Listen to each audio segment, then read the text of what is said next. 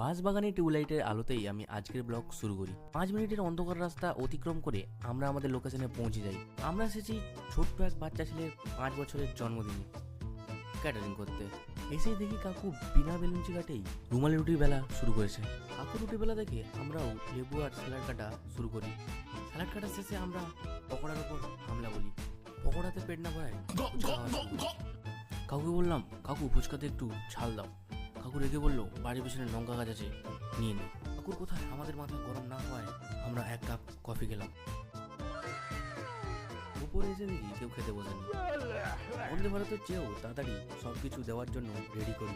আমাদের এই ক্যাটারিংয়ে খুবই যত্ন সহকারে খাবার পরিবেশন করা হয়। আর যারা এখানে খাবার পরিবেশন করে তারা প্রত্যেকেই 5 বছরের স্কিল সম্পন্ন এবং এক্সপিরিয়েন্স সম্পন্ন ক্যাটারার।